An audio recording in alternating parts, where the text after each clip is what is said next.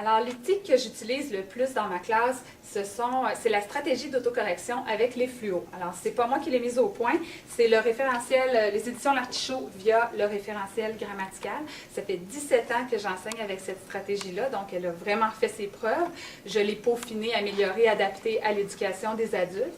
Alors, en quoi ça consiste? C'est que l'élève doit d'abord corriger son texte de façon globale sans s'attaquer à la grammaire ou à l'orthographe. Donc, il regarde son vocabulaire, est-ce qu'il se répète, est-ce qu'il utilise du vocabulaire, du langage parlé. C'est la première chose qu'il regarde. Ensuite, il faut s'attaquer aux fautes. Le problème, c'est que le réflexe des étudiants est de corriger phrase par phrase, mot par mot, ce qui demande de solliciter de nombreuses règles à la fois.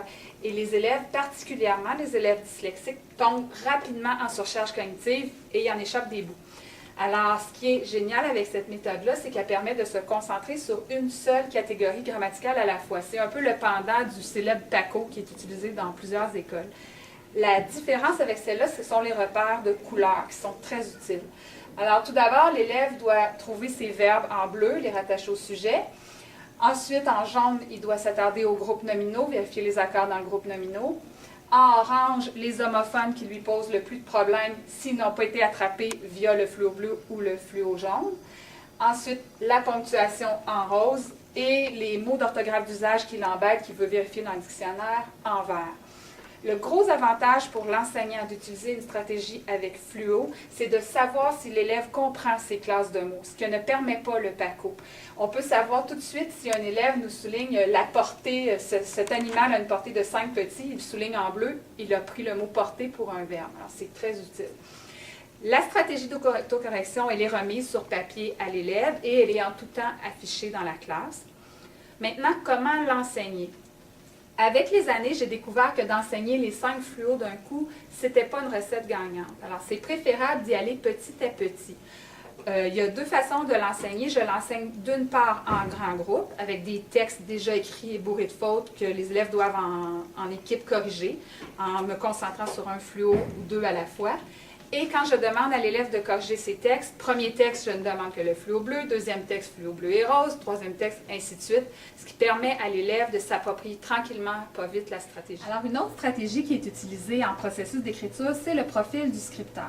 Cette fois-ci, c'est une stratégie qui s'adresse à l'enseignant d'abord, parce que c'est lui qui va l'appliquer, mais c'est pour, évidemment, servir l'élève. En quoi est-ce que ça consiste? Une fois que l'élève a fait sa production écrite, il fait ses fluos pour trouver ses fautes, son processus d'autocorrection.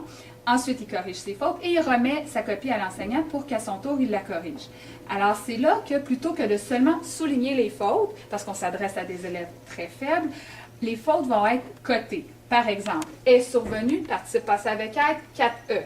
7 homophones, 7, pour être aussi classé dans le groupe nominal, 5. Faute d'orthographe d'usage, 8, groupe nominal, 5, ponctuation 2, ainsi de suite. On a des codes de 1 à 8. Qu'est-ce que ça a comme avantage pour l'étudiant? C'est que ça le guide dans sa correction.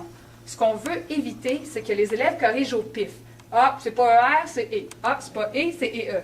Non, en le guidant, il sait par exemple que tragédie, c'est une faute d'orthographe d'usage, il doit aller dans le dictionnaire. 5, c'est une faute de corps d'un groupe nominal, il doit chercher son nom, son genre, son nombre accordé.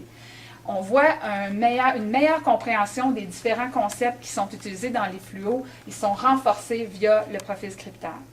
La dernière étape que l'élève doit faire, quand il reçoit sa copie et qu'il doit se corriger, il doit également comptabiliser sur un tableau de compilation le nombre d'erreurs faites dans chaque catégorie, ce qui permet de voir la progression de l'élève.